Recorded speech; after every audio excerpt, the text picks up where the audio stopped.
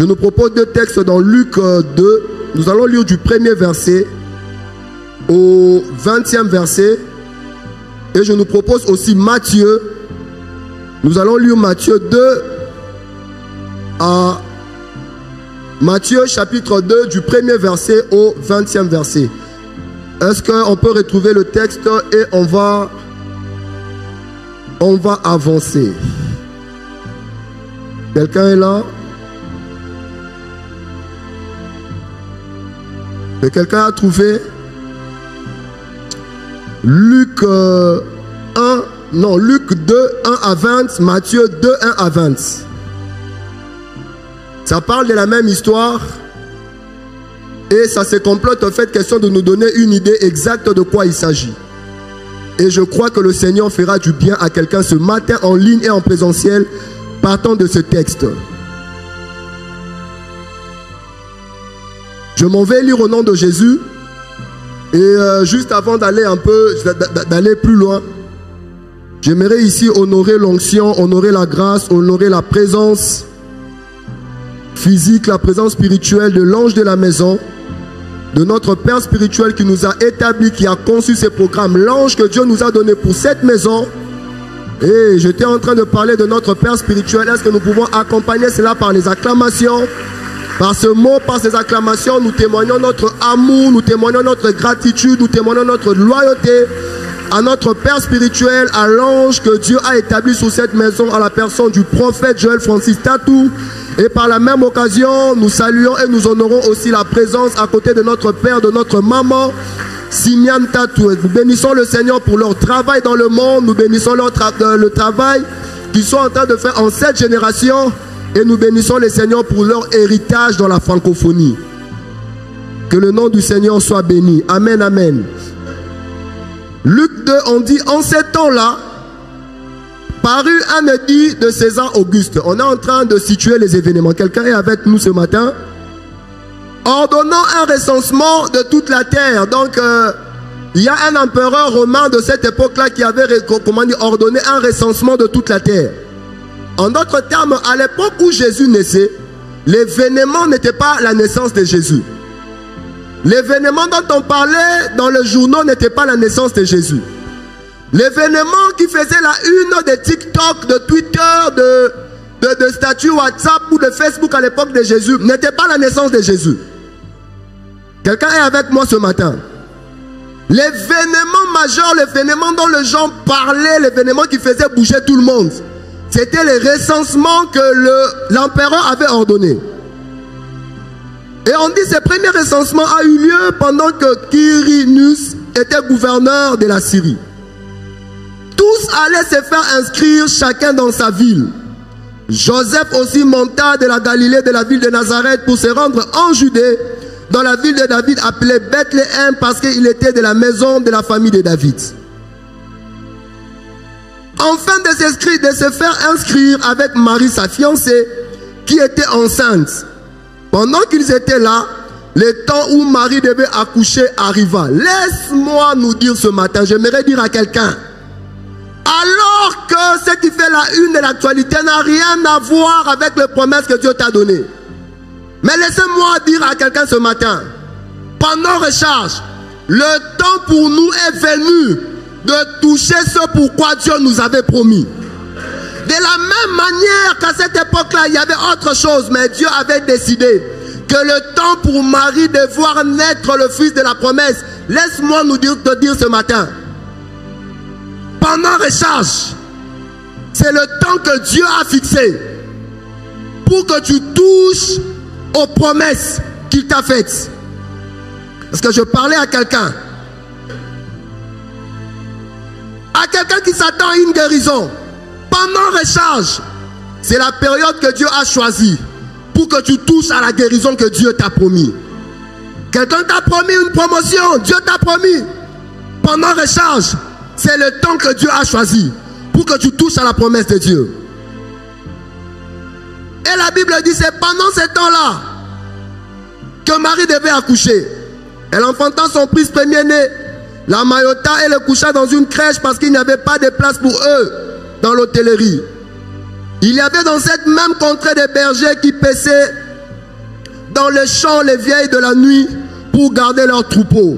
Et voici un ange du Seigneur leur apparut, et la gloire du Seigneur resplendit autour d'eux, et ils firent saisir d'une grande frayeur. Mais l'ange leur dit, ne craignez point, car je vous annonce une bonne nouvelle, qui sera pour tout le peuple un sujet de grande joie. Alors que l'actualité à l'époque de la naissance de Jésus était le recensement, mais Dieu a envoyé des anges de manière à changer le cours de l'histoire pour donner à la naissance de Jésus une ampleur qu'elle n'avait pas avant. Pendant que nous sommes à recharge, il y a un ange que Dieu va t'envoyer. Pendant que nous sommes à recharge, le ministère angélique va être tellement opérationnel dans ta vie que alors que l'actualité au Congo c'est le gouvernement, les choses vont basculer en ta faveur. Alors qu'au Congo on parle de nomination, les choses vont basculer en ta faveur à cause du ministère angélique. Que quelqu'un croit au ministère des anges, que le ministère des anges s'attache à nos vies. Et les anges ont dit, nous vous apportons une bonne nouvelle pour toutes les nations. L'évangile, la bonne nouvelle de Jésus, n'est pas qu'une bonne nouvelle pour le pauvre, c'est aussi une bonne nouvelle pour les riches. L'évangile du Christ n'est pas seulement une bonne nouvelle pour le faible, c'est aussi une bonne nouvelle pour le fort. L'évangile n'est pas seulement une bonne nouvelle pour les Israéliens, c'est aussi une bonne nouvelle pour les Palestiniens. L'évangile n'est pas une bonne nouvelle que pour les Américains, c'est aussi une bonne nouvelle pour les Syriens. Parce que Dieu ne fait pas exception de gens.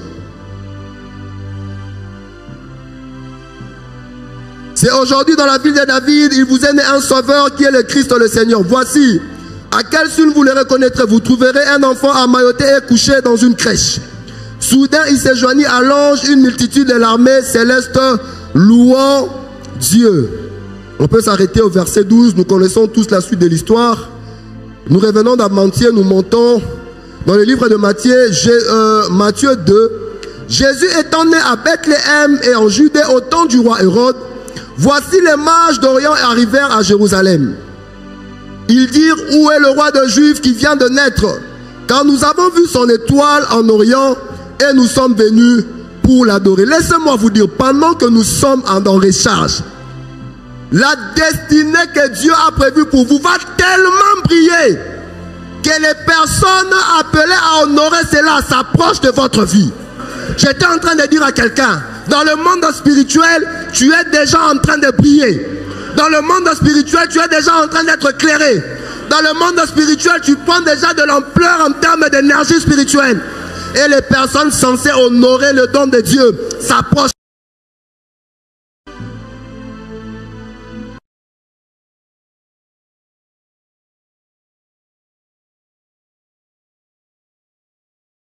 Ils s'en informaient auprès d'eux d'où devait naître le Christ en Judée. Car voici ce qui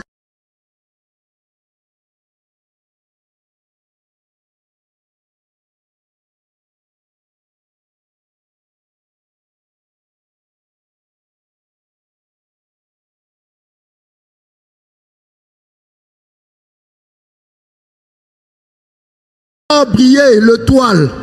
Puis il les envoya à Bethléem en disant, allez et prenez des informations exactes sur le petit enfant.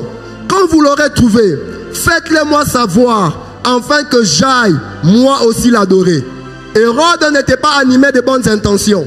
J'aimerais dire à quelqu'un, des fois nous n'imaginons pas, nous ne réalisons pas ce que nos ennemis sont capables de mettre comme moyen en jeu pour nous avoir. Nous n'imaginons des fois pas. Joseph était peut-être un inconnu de son royaume, un inconnu de la pire. Mais ce qu'il ne savait pas, un roi là-bas.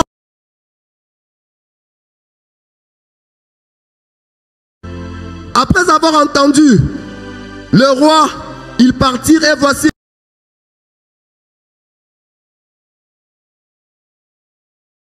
Ils furent saisis d'une grande joie. J'aimerais dire à quelqu'un, ceux qui sont appelés à t'honorer seront saisis d'une grande joie après recharge lorsqu'ils vont te rencontrer. L'entreprise qui te cherchait sera saisie d'une grande joie lorsqu'ils apprendront que tu es au milieu d'eux. Ils entrèrent dans la maison, virent le petit enfant avec Marie sa mère, se prosternèrent et l'adorèrent, le donnèrent des trésors. Puis, divinement avertis en songe de ne pas retourner vers Hérode, ils regagnèrent leur pays par un autre chemin. Tous ceux qui complotent contre toi, tous ceux qu'on a mis dans un complot contre toi, Dieu fera intervenir les ministères angéliques en ta faveur pour qu'aucun de tes ennemis ne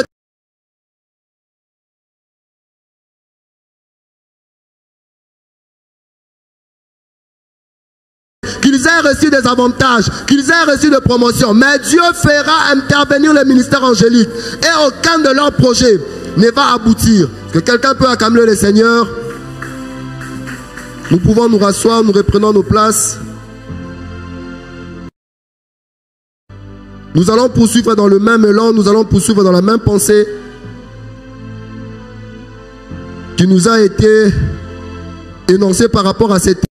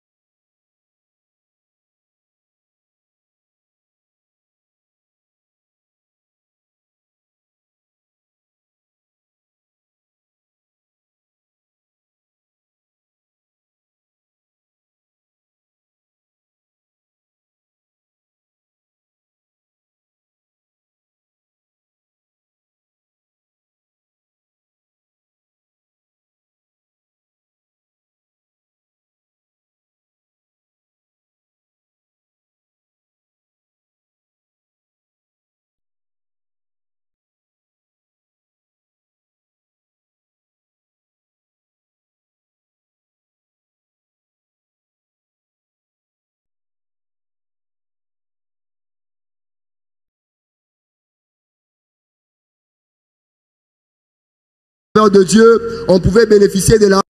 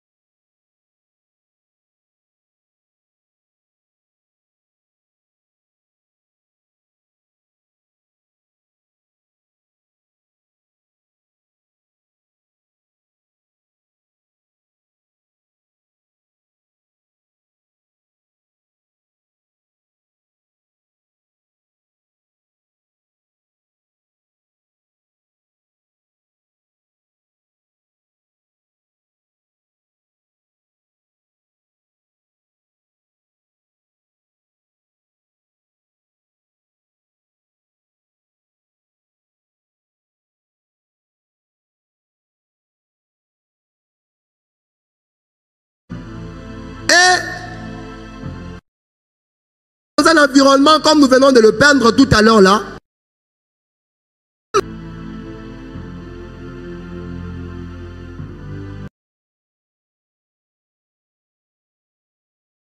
Amen. Est-ce qu'on peut acclamer le Seigneur?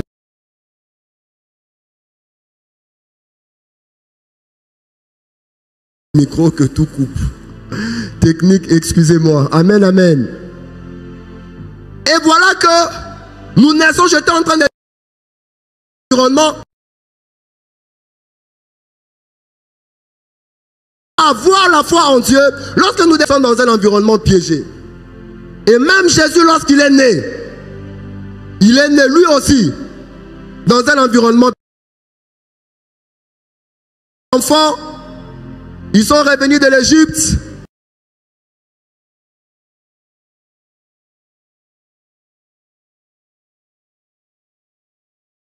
Ils étaient là avec le en train de débattre, en train d'argumenter.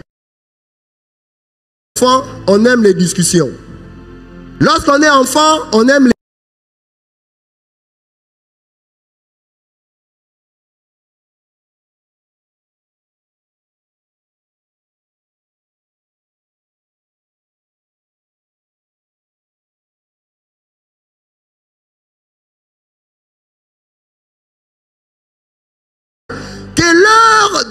Dieu leur donne, ou encore que Dieu révèle l'esprit de leur papa Joseph, qui peuvent se rendre compte que l'enfant qu'on avait amené ici s'est perdu et qu'il est resté dans les débats, et que les Joseph rentrent dans les temples pour reprendre leurs enfants là-bas. Parce que quand Jésus était enfant, lorsque nous allons retourner dans nos occupations quotidiennes, nous n'irons plus pour discuter, mais nous irons pour démontrer les dieux de la Bible. Est-ce que quelqu'un croit que Dieu est démontrable? J'ai béni Dieu pour le passage de mes frères. On a vu comment est-ce que Dieu a été démontré ici. Que quelqu'un croit à la démonstration. J'ai béni Dieu pour la prestation de mon frère David Kainos. Est-ce que quelqu'un croit à la démonstration? Nous avons vu Dieu être démontré par la vie de mon frère Gracien Ibikaï. Est-ce que quelqu'un croit à la démonstration? Nous avons vu Dieu être démontré par la vie de mon frère le prophète Jack. Est-ce que quelqu'un croit à la démonstration? Et ce n'est pas encore fini, nous irons comme ça de démonstration à démonstration. Et ce matin, Dieu se manifestera encore puissamment dans la vie de quelqu'un qui est ici et dans la vie de quelqu'un qui est en ligne. Et Jésus nous enseigne que lorsque nous naissons sur terre, nous naissons comme ça dans cet environnement. Et voilà que un jour, les Jésus qui étaient habitués aux discussions, aux débats, nous sommes vraiment en mode high-tech, je veux m'habituer. Les Jésus qui étaient habitués à des discussions, à des débats à l'âge de 12 ans, lorsqu'il sort du désert, il rentre dans le même temple où il avait l'habitude de débattre avec les docteurs de la loi. Et lorsqu'il arrive là, la Bible dit, il ouvre le texte que nous connaissons d'Ésaïe 53. Et Jésus s'est mis à lire. Et lorsqu'il finit de lire, il lit. Cette parole des Écritures que vous venez d'entendre aujourd'hui s'accomplit.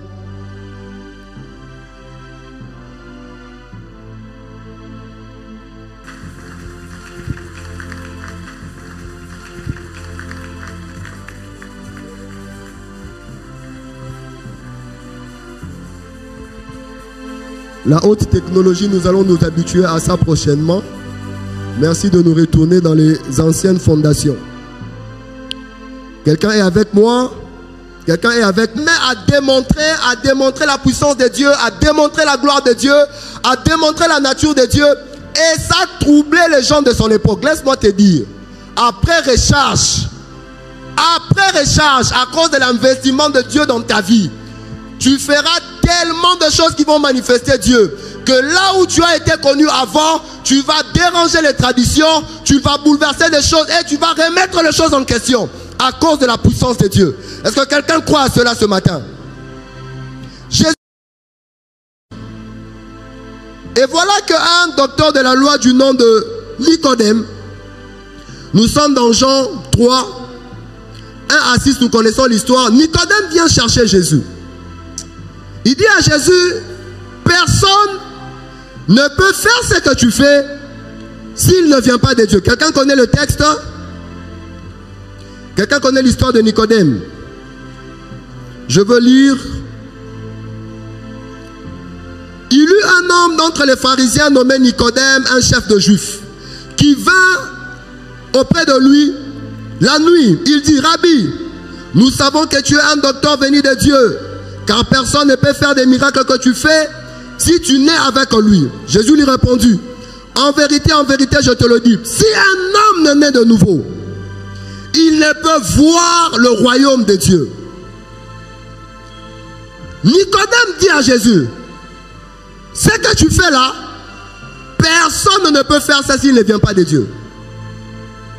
Nicodème était en train de chercher à comprendre comment lui aussi il pouvait manifester le même Dieu. Il pouvait manifester Dieu dans la dimension de Jésus-Christ. Et Jésus lui donne la solution. Jésus lui dit: si tu n'es né de nouveau, lorsque nous naissons sur terre, nous venons sur terre par une première naissance qui nous donne accès au monde de la matière, au monde physique, au monde organisé par l'être humain. Et dans ce monde-là, Jésus est en train de nous dire: il est impossible d'être dans ce monde-là et chercher à manifester Dieu en ayant la même nature que toutes les personnes de ce monde-là.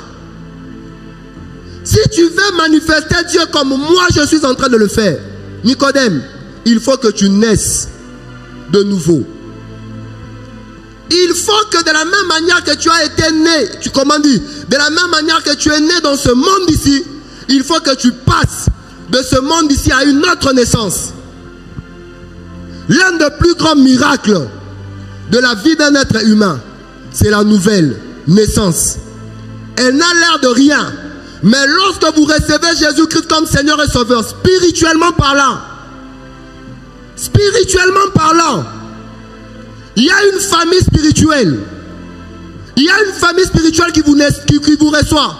Et vous naissez dans un autre domaine, en parallèle du domaine dans lequel vous vivez tous les jours.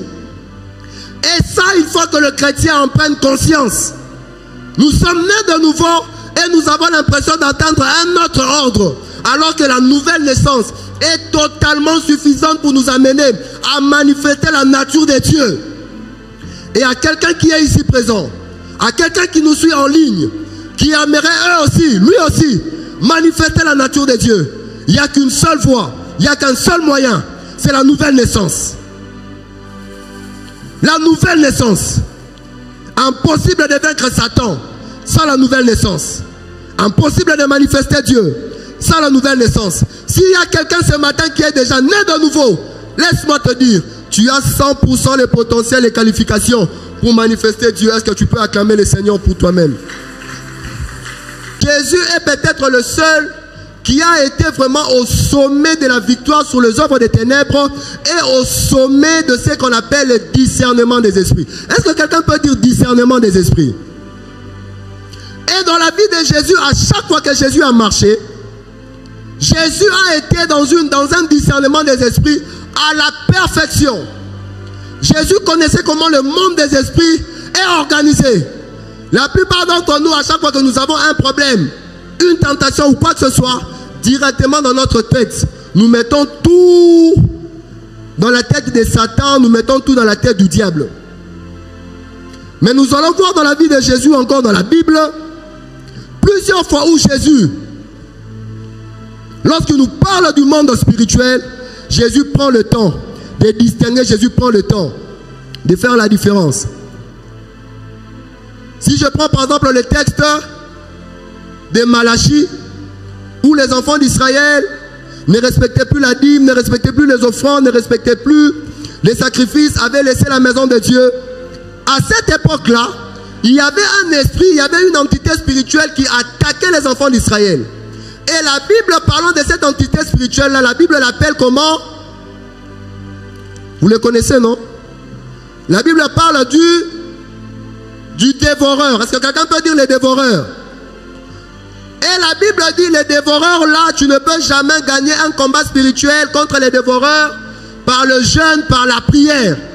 Pour vaincre les dévoreurs, respecte le dîme, les offrandes, occupe-toi de la maison de Dieu. Et Dieu lui-même prend en charge le combat de menacer les dévoreurs, et les dévoreurs te quittera. Les dévoreurs, ce n'est pas Satan. Les dévoreurs, c'est cet esprit qui, lorsqu'il entre dans la vie de quelqu'un, peu importe ce que vous gagnez, peu importe vos efforts, ou encore ce qui tombe entre vos mains, ne ressemblera en rien au résultat que vous obtenez. Pourquoi? Parce que le dévoreur a la puissance de retirer la vie, de retirer la valeur de tout ce qui tombe entre vos mains. Et lorsqu'on est dans un combat contre les dévoreurs, on ne peut pas perdre son temps à prier. Il faut combattre les dévoreurs selon que Dieu a prévu que l'on combatte les dévoreurs. Quelqu'un peut dire Amen. Lorsque Jésus se retrouve devant le jeune homme riche, Jésus lui dit, fais ceci pour avoir accès au royaume. Et le jeune homme riche dit à Jésus, ben voilà, j'ai déjà fait ça. Et Jésus lui dit, voilà, il te reste encore une seule chose. Vends tout ce que tu possèdes et donne aux pauvres, suis-moi.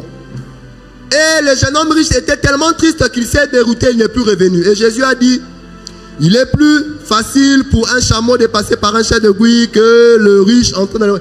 Et Jésus a dit, vous ne pouvez pas servir Dieu et maman. L'entité spirituelle qui a empêché le jeune homme riche de suivre Jésus n'était pas Satan. C'était quelle entité spirituelle? Si vous voulez vraiment bien connaître sur maman, je vous recommande le livre de notre Père spirituel. Maman, prince en charge de l'économie mondiale. Notre Père spirituel en parle très clairement en long et en large. Est-ce que quelqu'un comprend la différence? Quelqu'un peut dire les dévoreurs. Quelqu'un peut dire maman.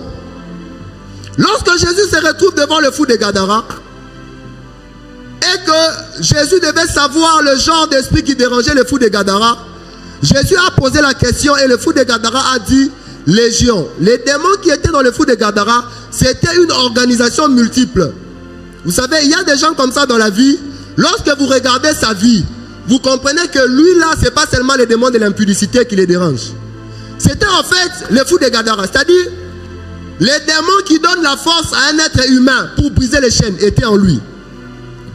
Les mêmes démons qui peuvent amener un autre humain de s'isoler de ses semblables et de vivre seul, habiter en lui. Les mêmes démons des esprits de mort qui peuvent amener quelqu'un qui est vivant de vivre aisément dans un cimetière étaient en lui. Le fou de Gadara était un cocktail de plusieurs esprits. Et il y a comme ça, pasteur Daniel, certaines personnes, lorsque vous regardez sa vie, vous sentez vraiment que lui, il a le cocktail des démons en lui. Donc en lui seul, là, on retrouve et l'esprit d'impudicité, et l'esprit de la méchanceté, et l'esprit de suicide, et l'esprit d'ancienneté. Donc tout ça. Et Jésus, lorsqu'il était en face du fou de Gadara, Jésus a vu que ces démons-là s'appelaient légion. Est-ce que quelqu'un peut dire légion? Ce matin, nous sommes là, je suis là ce matin, afin que les œuvres des ténèbres soient démasquées. Et au-delà du fait qu'ils seront démasqués, le joug des œuvres des ténèbres tomberont ce matin, au nom de Jésus. Et lorsque nous regardons même dans la vie de Judas, nous sommes dans le livre de Jean 6, 70. Lorsque Jésus présente Judas, Jésus dit à ses disciples, c'est moi-même qui vous ai choisi. Mais alors que je vous ai choisi là, l'un de vous est un démon. Est-ce que quelqu'un a déjà lu ça? Moi je vous ai choisi, mais l'un de vous est un démon. Jésus n'a pas dit que l'un de vous est un Satan ou encore l'un de vous est un diable. L'un de vous est un démon. Et le même Judas qui était le démon, lorsque nous sommes dans le livre de Jean 13, 27, dans la scène de la Sainte Seine, la Bible dit lorsque Jésus donnait son corps, comment on dit, le pain qui représentait son corps, lorsque Jésus donnait le vin qui représentait son sang, dès que Judas a pris le morceau et qu'il a mis dans sa bouche, la Bible dit Satan. Qu'est-ce que la Bible dit? Satan entrant en lui. Le même Judas qui était avant un démon, mais ce jour-là, Satan est entré en lui. Le même corps du Christ qui devait purifier les autres, le même corps du Christ qui devait justifier les autres, le même corps du Christ a empiré l'état de Judas, de manière à passer d'un démon à Satan, et ça a été un jugement pour lui. Est-ce Que quelqu'un peut dire les dévoreurs. Quelqu'un peut dire maman. Quelqu'un peut dire légion. Quelqu'un peut dire démon. Et nous sommes dans les livres de Jean 10, 10. Nous connaissons bien ces passages. Et lorsque nous lisons ces passages, nous avons souvent attribué la conclusion de ces textes à Satan. Mais j'aimerais qu'on lise du premier verset jusqu'au dernier verset pour que l'on comprenne de quoi il s'agissait. Jésus ici, il s'est présenté comme étant le bon berger. Il dit, Jean 10, 1, en vérité, je vous le dis, celui qui n'entre pas par la porte dans la bergerie, mais qui y monte par ailleurs, est un voleur et un brigand.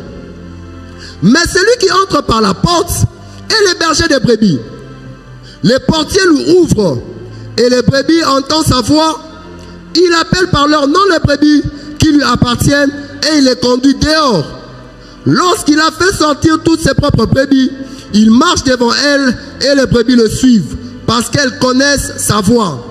Elles ne suivront point un étranger, mais elles fuiront de loin parce qu'elles ne connaissent pas la voix des étrangers. Jésus leur dit cette parabole, mais ils ne comprirent pas de quoi il parlait. Quelqu'un est avec moi? Quelqu'un est avec moi? Jésus donne la parabole, mais personne ne croit, personne ne comprend. Alors Jésus continue. Jésus leur dit encore, en vérité, je vous le dis, je suis la porte des brebis. Tous ceux qui sont venus avant moi sont de voleurs. Jésus est en train de le dire. Pendant que moi, le Messie, je suis là, vous avez certainement entendu avant moi que le Messie était venu avant moi. Quelqu'un comprend le contexte maintenant? Jésus est en train de le dire. Pendant que je suis ici comme sauveur, il y a eu avant moi des gens aussi qui se sont présentés comme des sauveurs. Alors que je suis ici comme le consolateur, certainement qu'il y a eu aussi avant moi des gens qui sont venus comme des consolateurs. Et Jésus dit, tous ceux qui sont venus avant moi sont de voleurs et de brigands. Mais les brebis ne les ont pas écoutés. Je suis la porte. Si quelqu'un entre par moi, il sera sauvé. Il entrera et il sortira et il trouvera des pâturages. Maintenant, Jésus définit, Jésus qualifie, Jésus nomme spirituellement comment est-ce qu'on peut identifier toutes les personnes qui sont venues avant lui et qui se sont fait passer pour de faux Christ. Il dit, vous allez le reconnaître. D'abord, Jésus dit, les voleurs. Ce n'était pas Satan. C'était toutes les personnes qui sont venues avant Jésus et qui se sont fait passer pour Jésus. Et Jésus dit, ce sont les voleurs. Et lorsqu'ils viennent pour dérober, ils viennent pour égorger, ils viennent pour détruire. Quelqu'un pour dire, les voleurs viennent pour dérober. Les voleurs viennent pour égorger. Les voleurs viennent pour détruire. Quand une entité spirituelle appelée les voleurs entre en action dans ta vie, il vient pour égorger, il vient pour détruire, il vient pour dérober.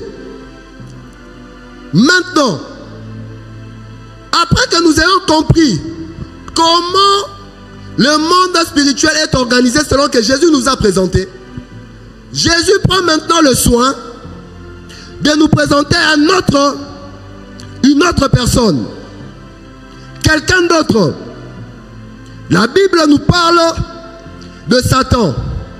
Est-ce que quelqu'un peut dire Satan? Quelqu'un peut dire le diable? Nous sommes dans la maison de Dieu, n'aie pas peur, il ne va pas t'étrangler, il n'est pas présent ici. Et lorsque Jésus parle de lui, nous sommes dans le livre de Jean 8, 44. Maintenant, Jésus nous montre dans nos vies, lorsque nous avons affaire aux entités spirituelles, Jésus est en train de nous montrer que chaque démon, chaque esprit impur manifeste dans la vie de la personne qui est combattue par elle les éléments nuels à sa nature. Est-ce que quelqu'un me comprend? C'est pourquoi Jésus pouvait chasser un jour un esprit qui rendait un enfant muet et sourd. Et quand Jésus chasse les démons, Jésus dit, esprit sourd et muet, sors de cet enfant. Et juste après, l'enfant s'est mis à parler. Pourquoi? Parce que l'esprit qui avait possédé cet enfant-là c'était un esprit dont la nature, dont les caractères étaient muets et sourds.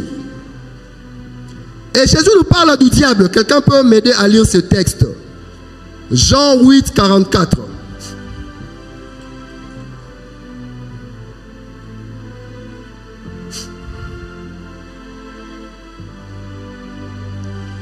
Je peux lire, je commence dans le verset 43. Jésus dit, pourquoi ne comprenez-vous pas mon langage? Parce que vous n'écoutez pas ma parole. Quelqu'un peut dire, écoutons la parole de Dieu. Est-ce que quelqu'un peut le dire à haute voix parce qu'il y a quelque chose qui doit tomber dans le mental et dans le moral de quelqu'un? Quelqu'un peut dire, écoutons la parole de Dieu. Est-ce que quelqu'un peut dire encore très fort, écoutons la parole de Dieu? Nous avons trop écouté les paroles des médecins. Quelqu'un peut dire, écoutons la parole de Dieu. Nous avons trop écouté les paroles des politiciens. Quelqu'un peut dire, écoutons la parole de Dieu. Et Jésus dit, vous avez... Je ne parle pas de quelqu'un qui est ici, hein. C'est Jésus qui parlait des gens qui sont à l'extérieur là-bas. Jésus dit, vous avez pour père le diable et vous voulez accomplir les désirs de votre père. Car, il est meurtrier dès le commencement et il ne se tient pas dans la vérité parce qu'il n'y a pas de vérité en lui. Lorsqu'il profère des mensonges, il parle de son propre fond, quand il est menteur et le père du mensonge. Est-ce que quelqu'un peut dire le mensonge? Le mensonge. Qu'est-ce que Jésus était en train de nous dire ici? La meilleure façon d'identifier la présence de Satan, c'est de regarder à ces deux éléments. Et au-delà de ça, lorsque l'on parle encore du diable, dans le livre d'Apocalypse, on l'identifie comme étant l'accusateur de nos frères. L'accusateur de frères. Et lorsque vous regardez dans l'histoire de l'humanité, dans la Bible, lorsque le diable entre sur la terre et que le diable rencontre Ève, vous allez vous rendre compte que Satan n'a pas couché avec Ève. Quelqu'un est avec moi? Quelqu'un est avec moi? Vous allez vous rendre compte que Satan n'a pas possédé Ève. Lorsque le diable entre dans le jardin d'Éden, le diable a manifesté le niveau le plus élevé de sa nature dans le jardin d'Éden. Qu'est-ce que le diable a fait? Le diable a menti à Ève. La plus grande arme de Satan, lorsqu'il veut détruire le plan de Dieu, le diable passe par les mensonges. Vous allez remarquer que les démons ont tout essayé du vivant de Jésus. Ils n'ont pas pu avoir Jésus. Mais quand le diable devait amener Jésus à la croix, le diable a utilisé les mensonges. Les gens ont raconté des mensonges sur Jésus. Et ça a amené Jésus à être crucifié. Les mensonges ne sont pas des pensées isolées ou des inspirations isolées des êtres humains. C'est pourquoi lorsque l'on comprend comment le monde spirituel fonctionne, on doit être épris de compassion. On ne peut pas juger quelqu'un en partant seulement des actes que la personne pose. C'est la raison pour laquelle Jésus était compatissant, pourquoi Jésus était capable d'aller au-delà de l'acte qui est posé et voir l'entité spirituelle qui est derrière. C'est pourquoi on pouvait attraper une femme en flagrant délit d'adultère. Tout le monde avait des pierres. Ils étaient des hommes charnels. Ils ne voyaient pas la réalité spirituelle caché derrière l'acte de la personne. Un homme spirituel, ce n'est pas un homme qui condamne. Un homme spirituel, c'est un homme qui juge avec les yeux de l'esprit, capable de voir au-delà de l'acte l'entité spirituelle qui est en train d'opérer. Est-ce que je parle à quelqu'un ce matin? Est-ce que je parle à quelqu'un ce matin? Et Dieu, dans le jardin d'Éden, quand le diable est venu, le diable a menti à Ève. On a vu dans les livres d'Apocalypse, on a parlé de Satan comme étant l'accusateur des frères. C'est-à-dire, là où le diable est, on les reconnaît, un, par les mensonges, deux, par les accusations. Regardez, quand Dieu descend dans le jardin d'Éden, Dieu dans sa nature céleste, dans sa nature de pureté et de bonté, Dieu savait ce qui s'était passé. Mais Dieu n'a pas condamné l'homme, Dieu n'a pas accusé l'homme. Qu'est-ce que Dieu a dit? Adam, où es-tu? Voilà. Et Dieu a dit, as-tu mangé? Tu vois? Dieu pouvait dire, mais donc tu as mangé? Non, mais Dieu pose une question. Ça c'est la formule de l'amour de Dieu. Et qu'est-ce que Satan, qu'est-ce qui se passe? Adam qui avait bien vécu avec sa femme dans le jardin, ce jour-là, Adam a manifesté la nature du diable en accusant sa femme. D'ailleurs, nous avons un moment de Tozao. C'est pas moi. C'est Ève. Et Ève, à son tour, manifeste la nature de Satan en accusant les serpents. Pourquoi? Parce que quand le diable entre dans un milieu, quand le diable commence à opérer, le diable manifeste sa nature par les éléments qui font sa nature propre. Il est l'accusateur. Faites attention aux accusations. Ne soyez pas le chemin du diable. Je reviens sur cela parce que notre père spirituel en a parlé toute cette semaine, des semaines passées à l'église de Paris. Faisons attention. Des fois, lorsqu'on accuse, on pense vraiment jouer le jeu de Dieu. Alors que Satan, la Bible l'identifie comme l'accusateur. Les fiançailles ne commencent pas à pourrir ou à se détruire parce qu'on a attrapé quelqu'un avec un SMS ou encore un message WhatsApp où il était à causer avec son ex. Non. Les fiançailles des gens ne commencent pas à se détruire parce que l'un a trompé l'autre. Non. Quand le diable veut détruire une relation, le diable amène l'esprit d'accusation.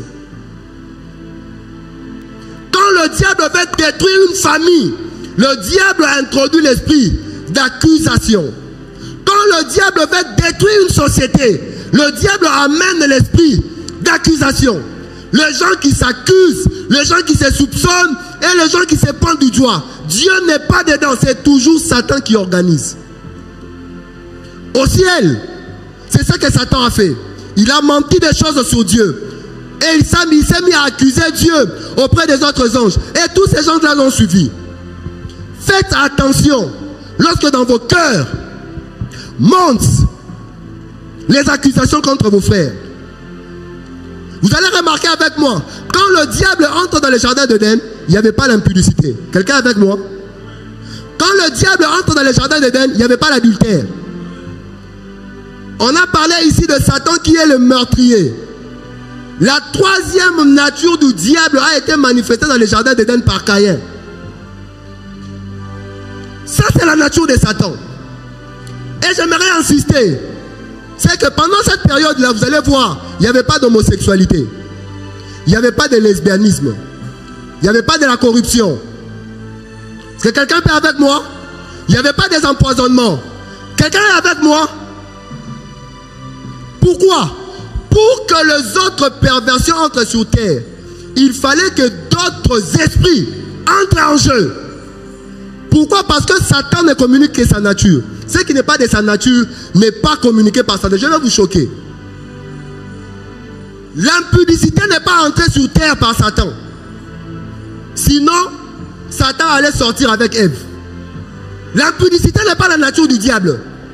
Il lui fallut que d'autres fils de Dieu conçoivent au ciel l'idée de quitter là-bas et d'introduire sur terre les relations contre nature. Cette idée n'est jamais passée par la tête de Lucifer. Satan n'avait pas cette idée-là. Quand quelqu'un est poussé dans l'impudicité, ce n'est pas Satan. Ce n'est pas sa nature. Il y a un autre démon en charge de l'impudicité qui le pousse.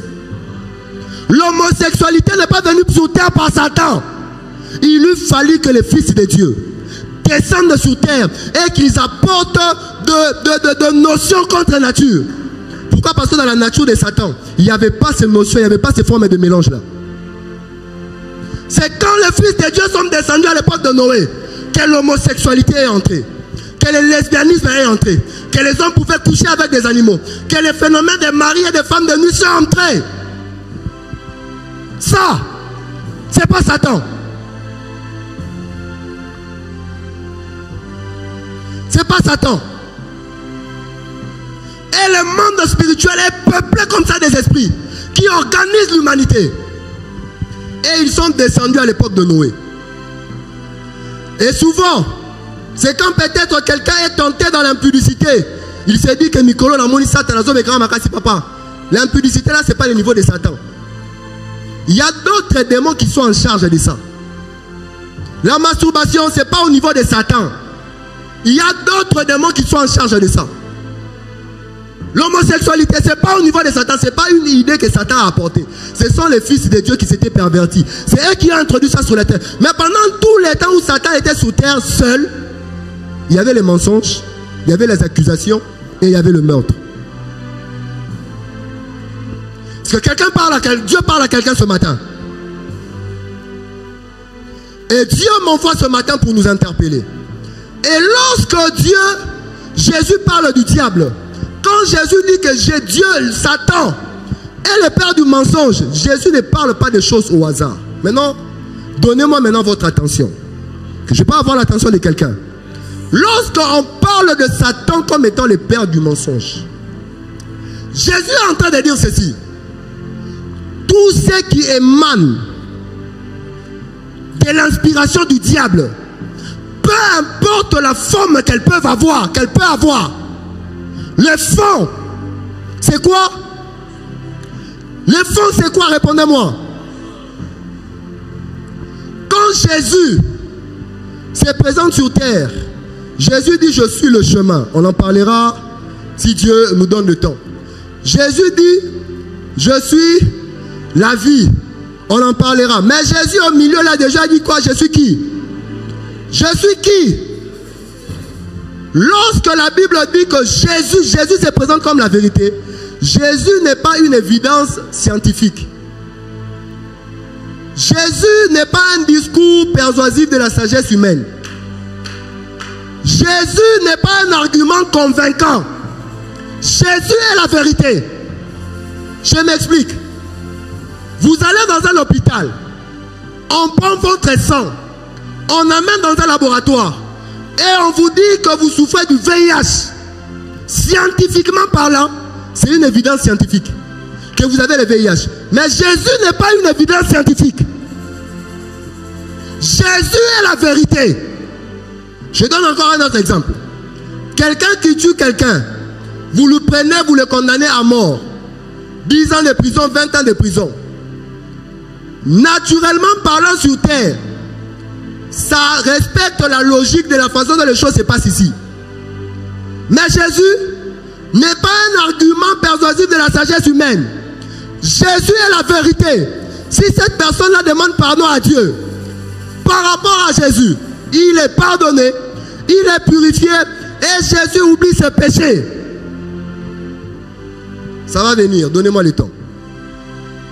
Est-ce que quelqu'un peut dire Satan est le père du mensonge? Satan est le père du mensonge. Et j'aime comment Jésus parle. Jésus dit Satan n'est pas le père des menteurs. Si Satan est le père et que le mensonge est le fils, avec qui Satan s'accouple-t-il pour enfanter les mensonges? Si Satan est le père et que le mensonge est le fils, avec qui Satan s'accouple? Je me répète, vraiment j'insiste. Coupez cette partie, mettez ça sur internet. Si Satan est le père et que le mensonge c'est son fils, Satan s'accouple avec qui pour donner naissance au mensonge?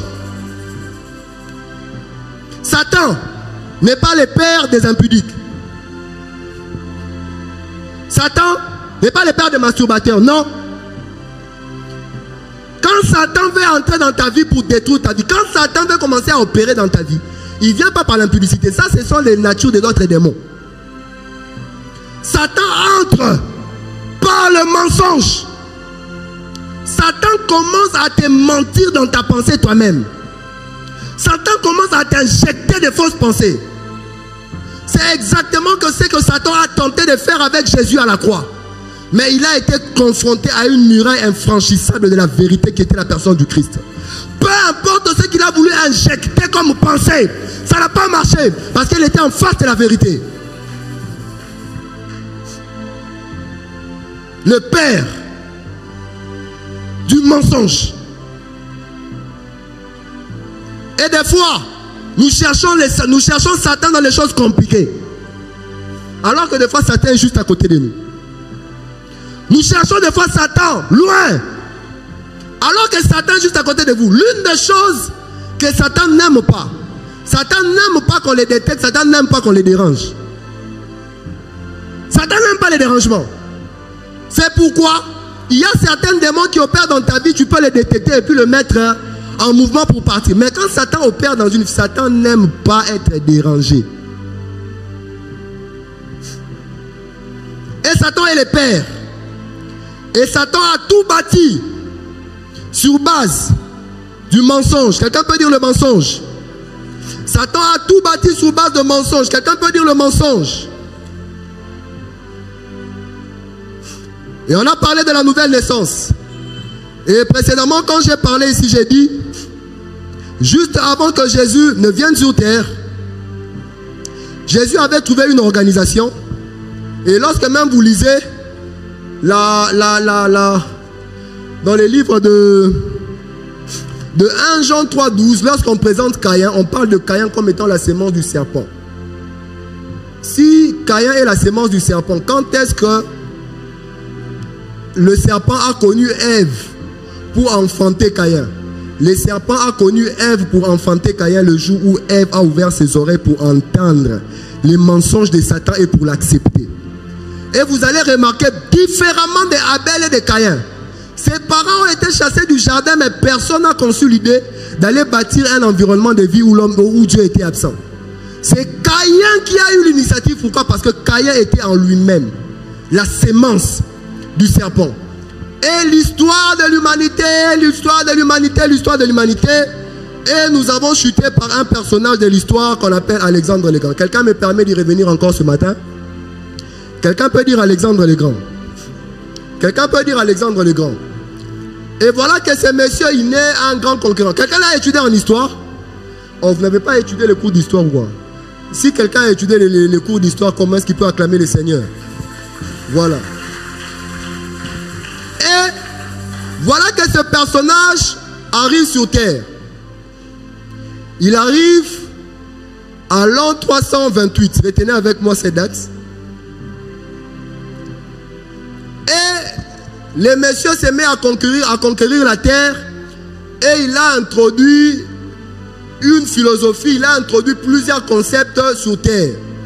Les nations vivaient chacun de son côté. Ou peut-être quand une nation prenait le contrôle d'une autre nation, on faisait taire toutes les voix et on prenait une voix majeure. Mais quand lui il est venu, il a amené une forme d'écuménisme politique. Donc on peut mélanger, on peut associer, ne dérangez pas les autres, laissez-leur dans ce qu'ils font. Et il a introduit plusieurs concepts de son vivant. Et ces concepts-là est resté après lui. Concept humanisme, rationalisme, laïcité et tout ça là. Et lorsque ces personnages-là arrivent sur terre, ils organisent la vie des êtres humains. Et quand Jésus arrive, 3 siècles après lui, Jésus étant que Dieu, Jésus était au courant dans quoi il naissait. Jésus savait dans quoi il était parachuté, dans quoi il avait atterri. Et lorsque Jésus devait appeler ses disciples et les apôtres, Jésus savait qu'il ne pouvait rien faire en bâtissant lui aussi son empire sur les vestiges ou encore sur les fondements de quelqu'un qui avait tout bâti sous l'inspiration de Satan. Sachant que Satan est le père de qui? Sachant que Satan est le père de qui?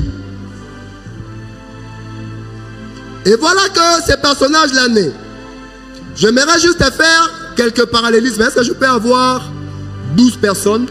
4 derrière moi, je sens l'onction du pasteur Daniel. Est-ce qu'on peut acclamer le Seigneur pour l'onction de la démonstration? Est-ce que je peux avoir 4 personnes ici, 4 personnes ici, 4 personnes ici et 4 personnes devant? On acclame le Seigneur pendant que les 4 avancent. J'ai vraiment besoin de 12 personnes. Est-ce que 4 autres personnes peuvent avancer? J'ai besoin de 4 personnes. Oh, est-ce qu'on avance? On gagne le temps? J'aimerais que, comme on tourne vraiment par ordre de 4, non. Ici, restez à 4. 4 personnes ici, vous pouvez vous mettre sur les marches. 4 personnes ici et 4 personnes devant. Restez à 4 ici. Vous venez comme ça. Ici, 4 personnes, ok. 4 personnes ici. 1, 2, 3, 4 marches. J'ai besoin de 4 personnes ici, s'il vous plaît. Et 4 personnes devant. Est-ce qu'on peut le faire rapidement? Nous acclamons les Seigneurs pendant qu'ils avancent. Aidez-moi à compter. Mon frère, vous pouvez avancer. Nous sommes dans une église prophétique. Hein? Quand vous vous approchez comme ça, vous ne savez pas toujours auprès de quoi est-ce que vous vous approchez spirituellement. C'est 12. Voilà.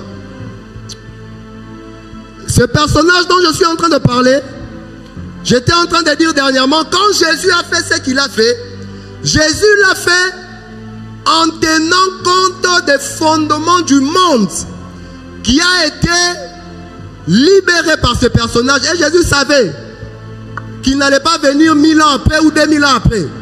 Jésus savait que ce que Alexandre le Grand avait laissé comme héritage allait rester jusqu'à la fin du temps.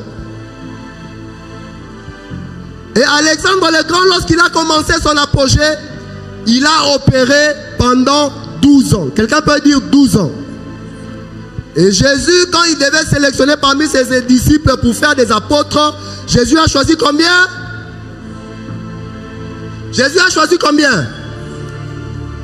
Alexandre le Grand, plusieurs auteurs, en fait encore 2 courants se divisent pour ce qui est de sa mort. Les autres disent que il est mort à l'année de sa dernière conquête, c'est-à-dire 32 ans. Les autres disent non, à la dernière conquête, il est tombé malade, et que c'est l'année d'après qu'il est mort. Parce que sa conquête a été arrêtée par son état de maladie, parce qu'on devait attendre qu'il guérisse, vu qu'il avait associé pour sa guérison le plus grand médecin de son époque. Et partant de cette théorie-là, Alexandre le Grand est mort à 33 ans. Quelqu'un peut dire 33 ans? Et le Seigneur Jésus-Christ est mort à quel âge? Oh, Jésus est mort à quel âge? Alexandre le Grand, en mourant, était entouré de 4 de ses plus grands généraux. Et ce sont ces généraux-là qui ont pris la vision d'Alexandre le Grand et qui ont perpétué ça sur toute la surface de la terre. Et c'est ce qui existe jusqu'à aujourd'hui. Et lorsque Jésus devait véhiculer son message et laisser son message se perpétuer dans l'histoire de l'humanité, Jésus nous a laissé son évangile sous 4 formes. 4 généraux d'Alexandre le Grand contre combien d'évangiles? 4 formes de présentation d'évangile. Dans l'île de Patmos, lorsque Jean voit la vision, le Seigneur Jésus-Christ, par l'entremise de son ange, demande à son ange d'écrire 7 lettres qui étaient destinées à cette époque-là à 7 églises qui existaient. Et lorsque vous lisez l'histoire, l'empire d'Alexandre le Grand était répandu sur 7 territoires. Quelqu'un peut dire Alexandre le Grand et le Christ. Alexandre le Grand et le Christ. Et vous allez vous rappeler avec moi, lorsque l'homme pêche dans le jardin d'Éden, Dieu s'est dit, puisque l'homme est maintenant devenu comme nous, empêchons-le de revenir et de porter la main sur l'arbre de vie, de peur qu'il ne vive éternellement. Et c'était quoi la solution? Il fallait placer 2 chérubins protecteurs qui devaient comme ça tourner leurs épées de manière à empêcher. Pourquoi? Parce que Dieu savait, s'il n'avait pas sécurisé le jardin d'Éden, il était possible pour l'être humain d'y retourner. Je suis en train de venir. Et Dieu a placé les anges, parce que le jardin d'Éden était vraiment un environnement géographique connu. Et lorsque nous faisons des études archéologiques, partant des indices que la Bible nous donne, le seul pays au monde qui regorge comme ça plus de 3 éléments qui sont liés au jardin d'Éden, c'est le pays qu'on appelle Irak. Quelqu'un peut dire Irak? Et Alexandre le Grand est mort où? Il est mort en Irak. Ce n'est pas un hasard. Le gars dans le monde spirituel savait dans quoi il devait retourner et qu'il était en train de chercher. Et quand Jésus descend, ayant toutes ces informations, Jésus regroupe un groupe de gens. Et il les appelle les apôtres. Et nous sommes dans une société qui est bâtie sur 7 piliers ou encore 8 colonnes. Comme notre père spirituel nous a toujours parlé de ça. Nous avons la politique. Vous allez m'aider si je saute quelque chose. Nous avons la politique. Nous avons l'éducation. Nous avons les médias. Nous avons quoi d'autre? Le gouvernement, nous avons quoi d'autre? La famille, nous avons quoi d'autre? Art et divertissement, nous avons quoi encore comme 7e? Pardon? L'éducation. Je ne sais pas si c'est 7 ou c'est 8. 7. Et Jésus savait que dans le monde où je suis venu, l'éducation qu'il y a là-bas est une émanation de Satan. Oh, Satan! C'est qui? C'est-à-dire, même quand l'évidence mathématique vous dit que 1 plus 1 égale 2, puisque ça vient du diable, c'est un mensonge. Jésus savait que dans les nations là-bas, il y a les organisations politiques avec les constitutions. Même quand la constitution a l'air divine et angélique, tant que l'émanation c'est Satan, c'est quoi? Jésus savait que dans le monde des médias, peu importe comment l'on présente les choses, tant que ça vient de Satan, c'est quoi? Et quand Jésus appelle ses apôtres, il dit à ses apôtres, nous allons maintenant amener un nouvel ordre mondial.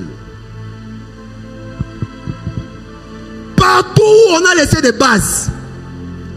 C'est la raison pour laquelle quand vous voyez Jésus, des fois on pense que Jésus est un illettré. Nous on veut civiliser notre Jésus. On veut rendre notre Jésus moderne. La modernité c'est pour la dimension terrestre. Le monde spirituel n'a pas de modernité. Le monde spirituel c'est le monde des choses invariables. Des choses qui ne changent pas. La technologie vous donne l'impression d'avoir évolué parce que vous êtes sur terre. Ce à quoi la technologie nous donne accès, ce sont des choses qui ont déjà été en action dans le monde spirituel. Dans le monde spirituel. On a les TGV ici, les avions. Les anges n'ont pas besoin d'essayer, ils se déplacent comme les oiseaux. Ézéchiel pouvait dire, j'ai vu un être qui s'est déplacé d'un vol d'oiseau. Technologie dans le monde spirituel. Le monde spirituel, c'est le monde où les choses sont statiques. C'est sur terre ici que l'on croit que la société a évolué. Mais spirituellement, c'est déjà des acquis. Quand Jésus naissait sur terre et qu'il mourait à la croix, les gens pensaient que Jésus était en train de mourir en l'an 33. Or, dans le monde spirituel, la Bible dit que c'était l'agneau de Dieu immolé avant la fondation du monde. Donc, ce qui s'est passé à la croix, c'était comme les reflets. La terre était comme un miroir qui est en train de refléter une image spirituelle. Quelque chose qui a déjà eu lieu dans l'éternité. Et aujourd'hui, on a civilisé notre Jésus. Jésus doit être d'actualité. Jésus doit être modernisé. Oh, Dieu n'est pas dans la modernité. Dieu est dans sa parole. Dieu est dans ses stratégies. Dieu est dans ses façons de faire les choses. C'est la raison pour laquelle des fois on est frustré. Parce qu'on veut intégrer un système qui a été désapprouvé par notre Sauveur. On veut intégrer un système qui nous a toujours rejetés depuis la nuit des temps. Rejetés depuis la nuit des temps. Et Jésus dit à ses disciples, ne partez pas, restez. Ils ont l'éducation là-bas, n'allez pas là-bas. Quelqu'un peut me dire, attendez. Quelqu'un peut dire avec moi, attendez. Ils ont la politique là-bas. Jésus a dit quoi? Ils ont les arts et divertissements là-bas. Jésus a dit quoi? Ils ont les médias là-bas. Jésus a dit quoi? Parce que Jésus, quand il vient sur terre, Jésus ne juge pas le temps, les événements, les circonstances en fonction de ce que les gens voyaient.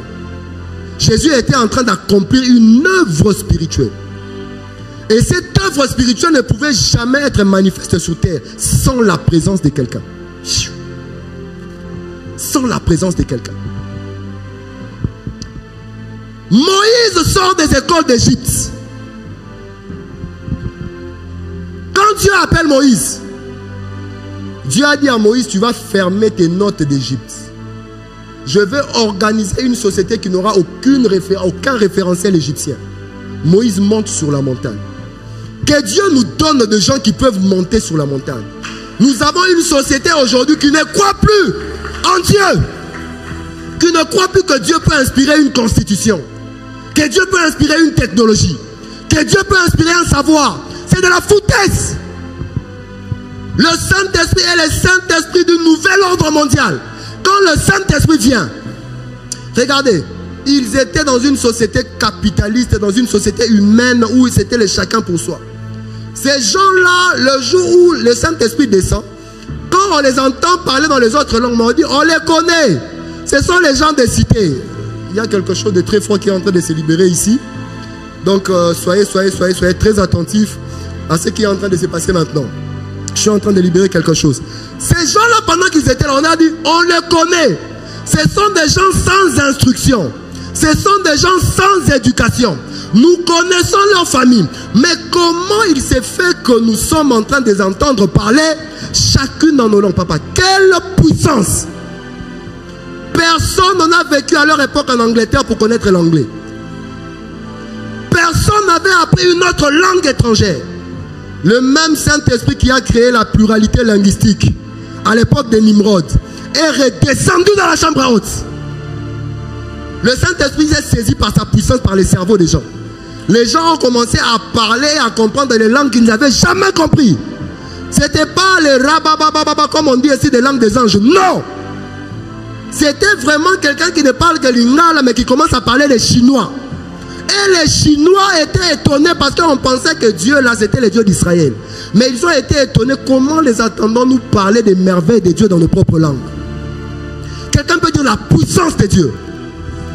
Le Saint-Esprit est venu, la Bible dit, sans qu'on leur éduque. Ils n'avaient aucune éducation financière. La Bible dit, ils vendaient tout ce qu'ils possédaient et ils amenaient tout. Papa, c'était un système économique et politique qui n'avait jamais vu le jour sur la terre. Ça n'existait pas. Et la Bible dit, il n'y avait aucun indigent. Vous imaginez? Quand je regarde l'église aujourd'hui, mon cœur pleure. Parce que je me dis, si seulement l'église primitive était restée à ce stade-là, et que l'église avait étendu ses frontières avec la même mentalité aujourd'hui, on n'aurait pas ce qu'on a eu aujourd'hui. Nous avons une église qui a pour référentiel le monde. Et nous avons négligé le Saint-Esprit, en pensant que notre Saint-Esprit est un Saint-Esprit à court d'inspiration. Et que l'on doit se référer au nom de l'unique. Jésus a dit, lui, vous ne le retrouverez pas dans les universités humaines. Attendez ici. Je viens ce matin pour annoncer à l'église l'heure est venue où nous devons naviguer dans la dimension d'une consécration sur la terre comme au ciel. Les enjeux sont spirituels. Dieu ne nous appelle pas à prendre le monde pour référentiel. Dieu nous appelle à prendre ses standards. Et aujourd'hui, on veut voir l'église grandir, voir l'église évoluer en utilisant les principes de management des entreprises dans le monde. L'église est née dans la puissance. L'église a grandi dans la puissance. L'église a arrangé le fou dans la puissance. Personne, ils avaient appris ça dans aucune école théologique. Un seul serment, comme l'a dit mon père spirituel, le prophète Joël Francis. Il y avait plus de 3000 conversions. L'église est une église de la puissance. La puissance. Et la puissance de Dieu est réelle. La consécration à laquelle Dieu nous appelle, c'est aussi la consécration de comprendre que les deux mondes se confrontent. Alors que nous sommes distraits à vouloir imiter le monde pour faire en croissant, avancer les desseins de Dieu dans le monde spirituel, Satan sait qu'il nous a déjà eu. Est-ce que je parle à quelqu'un ce matin? Le diable est un menteur. C'est pourquoi vous ne pouvez pas vous permettre d'aller dans un hôpital. Et on dit que vous avez de la malaria et vous acceptez ça. Jésus n'est pas une évidence scientifique. Scientifiquement parlant, vous avez de la malaria. Mais spirituellement parlant, selon la parole de Dieu, Jésus a dit quoi?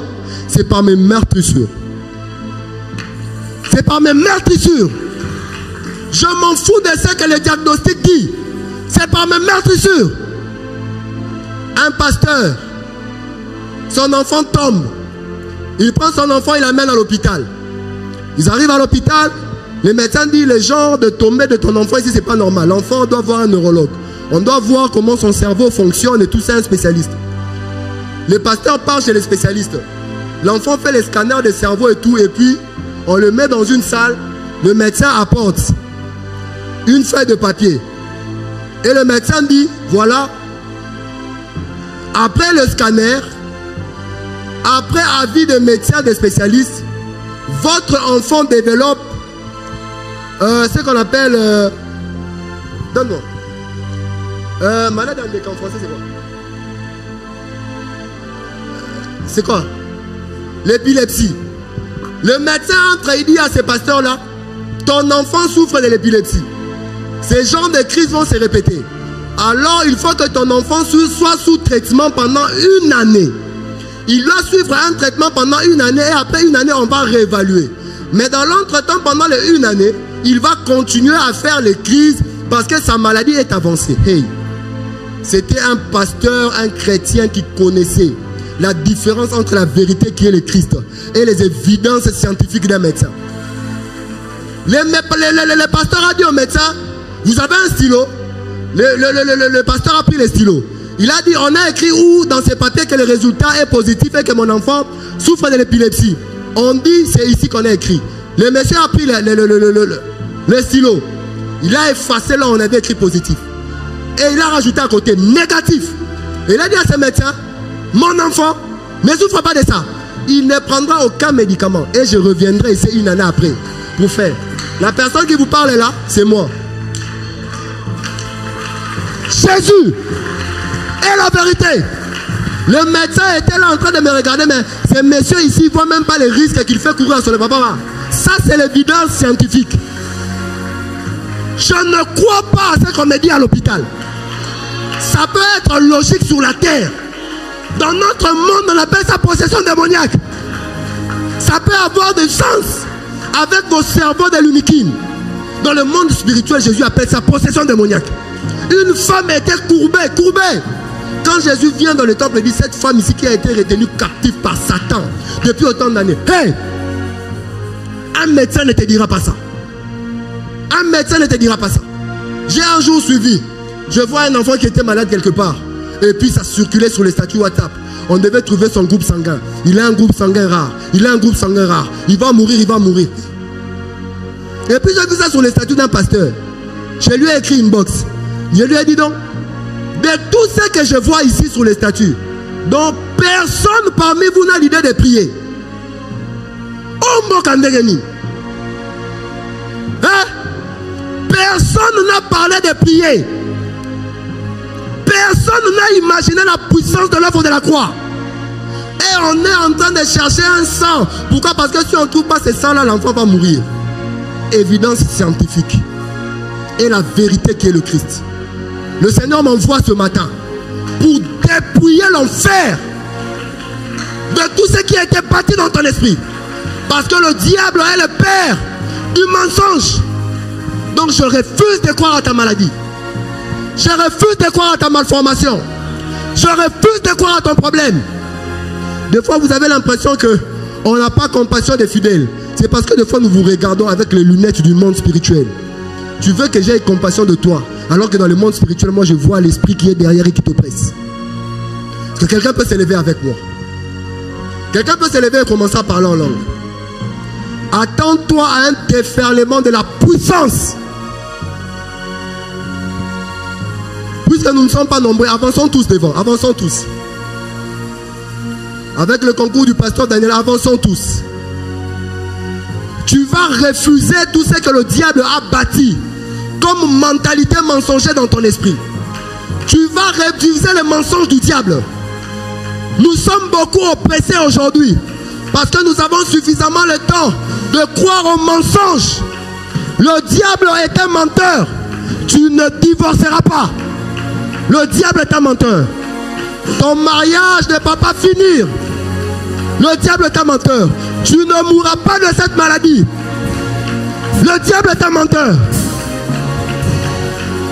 Tu ne vas pas échouer dans la vie parce que tu as manqué ses diplômes. Satan est un menteur. Qui t'a dit? Qui Qui t'a dit? Parce qu'on t'a refusé ces visas ou parce que tu ne remplis pas les conditions, que tu ne peux pas aller dans le pays de ta prédilection. Mensonge. Prie, prie, refuse les mensonges de Satan. Ton enfant ne mourra pas. Ton enfant ne mourra pas. Ton mari ne mourra pas. Refuse. Refuse. Je ne mourrai pas de ce cancer. Je ne mourrai pas de cette tumeur. Je ne mourrai pas de ce diagnostic. Le diable est le père du mensonge. Je ne peux pas échouer dans la vie parce que j'ai eu un enfant en dehors du mariage. Satan est un menteur. Mon mariage ne peut pas être bloqué parce que j'ai été violé dans mon enfance. Satan est un menteur.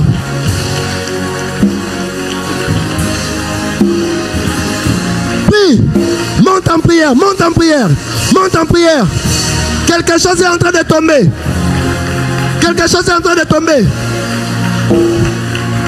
Ta vie n'a pas la valeur d'un diplôme.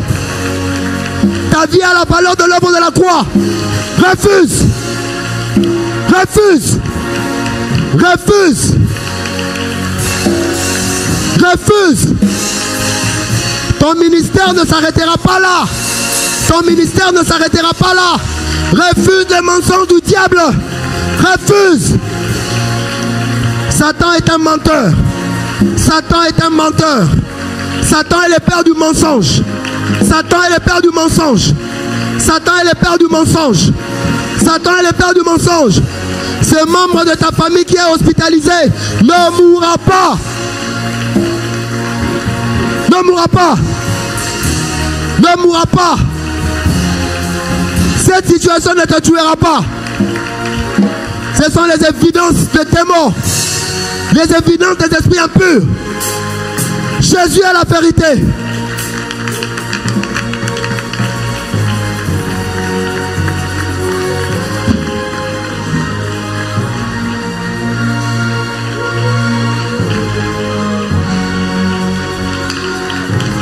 Dans ton amour, oh, tu m'as chuchoté à l'oreille, oh, il revient bientôt Jésus. Hey, hey. Manorobo shenarabas kandaraba prie. Mandarabas kanderebe shanarabas kanderebe skandorobos kanderebe. Tu m'as aimé par ta grâce. Oh, tu m'as élu dans ton amour. Oh, tu m'as chuchoté à l'oreille. Oh, il revient bientôt Jésus. Maraba shemna rabas kana rabas shemna rabas kandorobo rebaya shemna rabas kandorobo kandorobo matisanga lisusu nalingi na mona nyoso ya kati oyo mokili ekoki komona te. Monte encore, monte encore, monte encore, monte encore, monte encore. Manaraba shenaraba skandorobo shenaraba shenaraba matisanga lisusu nalingi nayoka maloba motema. Ainsi dit le Seigneur. Maraba shenaraba shenarebe skandaraba. Monte, monte, monte, monte. Monte encore, manaraba shenaraba. Paso la lola nalingi na mona nyoso ya kati oyo mokili ekoki komona te. Mandorobo shenaraba shenaraba rema senerebe skandorobo shenaraba skanderebe shakaraba. Paso la lola nalingi na mona nyoso ya kati oyo mokili ekoki komona te. Maraba shena rabas kamaraba, riba ya shena rabas kamnerebes kamnorobo shena rabam, reba ya shekaraba, pasola lola, nalingi na mona, yoso ya kati, oyo mokili ekoki komona te. Manorobo shena rabas kamaraba, reba ya shena rabas kamaraba, reba ya shena raba, pasola lola, nalingi na mona, nyoso ya kati, oyo mokili ekoki komona te. Reba ya shena raba skanda raba, reba ya shena raba shena raba, reba ya shena raba sheka raba shena raba, pasola lola, nalingi na mona, nyoso ya kati, oyo mokili ekoki komona te. Manorobo shena raba reba ya shena raba skanorobo shena raba, pasola lola, nalingi na mona, nyoso ya kati, oyo mokili ekoki komona te. Reba ya shena raba skanderebe, reba ya shono robo skanderebe shana raba shena raba, reba ya shenderebe skandorobo shenderebe, reba ya shena raba skanderebe. Reste là, reste là. Après ces instants, après ces moments, cette maladie qui te dérange disparaît. Disparaît. Disparaît. Cette malformation te quitte au nom de Jésus. Yes. La vérité, c'est Jésus. Yes. Je me lève contre toute personne qui a menacé ta vie. Yes. Qui a menacé tes avoirs. Yes. Qui a menacé ton futur. Yes. Qui a menacé ton existence. Yes. Qui a menacé ton lendemain. Yes. Je dis, je fais taire la voix du mensonge. Amen. Tu ne perdras pas ce travail. Celui qui a parlé contre ce travail est un menteur. Yes. Tu ne perdras pas ce mariage. Amen. Celui qui a parlé contre ce mariage est un menteur. Amen. Tu ne perdras pas ton enfant. Yes. Celui qui a parlé contre ton enfant est un menteur. Amen. Tu ne mourras pas de cette maladie. Yes. Celui qui a parlé contre ta santé est un menteur. Amen. Tu ne perdras pas ses procès. Yes. Celui qui a parlé pour te condamner est un menteur. Amen. Tu n'iras pas en prison. Yes. Celui qui a parlé pour te faire entrer en prison est un menteur. Amen. Nous ne jugeons pas les choses partant de leur réalité naturelle. Yes. Nous ne jugeons pas les choses par rapport à ce que nous voyons. Yes. Jésus n'est pas venu pour ce que nous voyons. Yes. La Bible parle de choses que l'œil n'a point vues, yes, que l'oreille n'a point entendues. Yes. Nous sommes dans un royaume spirituel. Yes. Tu réussiras. Yes. Tu réussiras. Yes. Jésus ne te définit pas par rapport à un papier. Comment? Tu réussiras. Yes. Jésus ne te définit pas par rapport à une organisation humaine. Yes. Tu réussiras. Amen. Tu prieras. Amen. Tu monteras. Amen. Tu t'assiéras. Yes. Tu te stabiliseras. Yes.